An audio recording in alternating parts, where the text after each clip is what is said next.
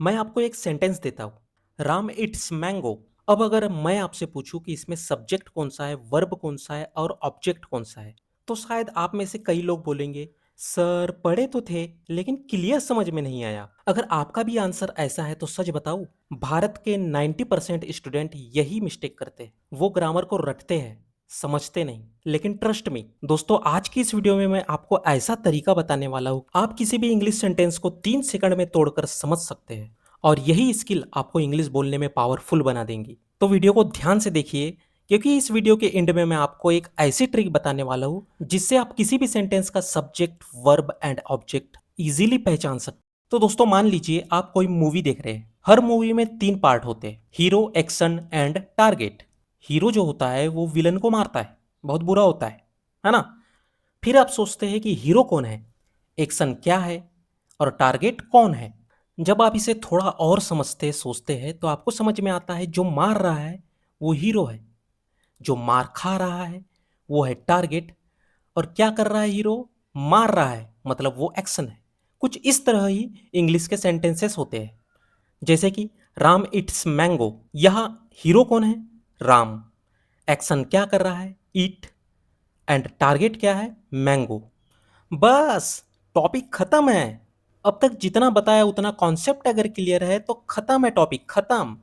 पर रुकिए दोस्तों, इस वीडियो को पूरा देखिए और टॉपिक को एकदम कॉन्सेप्ट क्लियर कीजिए, ताकि फिर से ऐसे ही वीडियो इस सब्जेक्ट, वर्ब एंड ऑब्जेक्ट को पहचानने की दूसरी वीडियो देखना ना पड़े। ओके, वैसे आपका सब्जेक्ट क्या है, आपका नाम क्या है, कमेंट बॉक्स में जरूर बताएं। एंड ऑफ कोर्स यार, वीडियो को लाइक कीजिए एंड चैनल को सब्सक्राइब कीजिए, ताकि ऐसे ही वीडियो आप तक सबसे पहले पहुंचे। ओके, आगे बढ़ते हैं। अब सब्जेक्ट क्या होता है थोड़ा डिटेल में समझते हैं, डीपली। सब्जेक्ट का मतलब होता है जो काम करता है, यानी सेंटेंस का मेन कैरेक्टर। जैसे कि इसमें देखिए, राम इट्स मैंगो, इसमें काम कौन कर रहा है, राम। मीन्स यहाँ पे सब्जेक्ट कौन है, राम है। हीरो कौन है, राम। पर फिर भी आपको सब्जेक्ट समझ में नहीं आ रहा है तो आप खुद से एक सवाल कीजिए, कौन। बस इतना सा ही सवाल करना है। जैसे कि राम इट्स मैंगो, कौन मैंगो खा रहा है, राम। समझ में आ गया सेंटेंस। दूसरा एग्जांपल देखते हैं, सीता सिंग्स अ सॉन्ग। यहां कौन गा रहा है, यहां सीता गा रही है। मीन्स यहां पे सब्जेक्ट कौन है, सीता है। कुछ इस तरह सब्जेक्ट को आइडेंटिफाई करते हैं दोस्तों। मैं आपको 3 क्वेश्चन देता हूं, उसका सब्जेक्ट आपको कमेंट बॉक्स में बताना है। पहला है आई प्ले क्रिकेट, दूसरा है सी रीड अ बुक, और तीसरा है दे वॉच टीवी। इस सेंटेंस का सब्जेक्ट आपको कमेंट बॉक्स में बताना है। चलिए अब देखते हैं वर्ब क्या होता है, वर्ब को आइडेंटिफाई कैसे करते हैं। अगर हम ध्यान से देखें तो जो एक्शन होता है वही वर्ब होता है।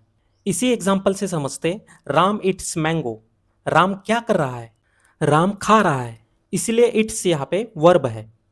आपको कमेंट बॉक्स में बताना है, सी राइट्स अ लेटर, इसका वर्ब क्या है। ही प्लेज फुटबॉल, इसका वर्ब क्या है। दे वॉच मूवी, इसका वर्ब क्या है, जल्दी बताइए। अब आगे तीसरा पार्ट है ऑब्जेक्ट। ऑब्जेक्ट का मतलब होता है जिस पर एक्शन हो रहा हो। जैसे कि राम इट्स मैंगो, फिर से वही एग्जांपल, राम ने क्या खाया, राम ने मैंगो खाया, इसीलिए मैंगो यहाँ पे ऑब्जेक्ट है। सी रीड्स अ बुक, वह क्या पढ़ती है, वह बुक पढ़ती है, इसलिए यहाँ पे ऑब्जेक्ट है बुक। ही ड्रिंक्स अ वाटर, वह क्या पी रहा है, वह वाटर पी रहा है, इसलिए यहाँ पे ऑब्जेक्ट वाटर है। अब लेते हैं आपकी टेस्ट, आपने अब तक कितना सीखा। मैं आपको कुछ नीचे कॉमन सेंटेंसेस दे रहा हूं, उसमें आपको बताना है सब्जेक्ट, ऑब्जेक्ट एंड वर्ब कौन से हैं। फर्स्ट एग्जांपल है, Riya drinks milk, second she bought a car, and third she watch movies. आपने इसका आंसर सही दिया तो समझ लीजिए आपकी ग्रामर स्ट्रांग हो रही है।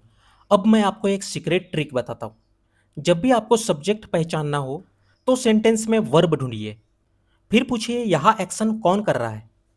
The boy kick the ball, action क्या है, किक। यहां एक्शन कौन कर रहा है, बॉय, इसलिए यहां पे बॉय सब्जेक्ट है। तो दोस्तों कुछ इस तरह आप subject, verb and object identify कर सकते हैं। दोस्तों ये वीडियो आपको हेल्पफुल लगा हो तो वीडियो को लाइक कीजिए, और यदि आप इंग्लिश इंटरेस्टिंग तरीके से सीखना चाहते हैं तो हमारे चैनल को भी सब्सक्राइब कीजिए। Thank you for watching friends, मिलते हैं नए वीडियो में नए टॉपिक के साथ।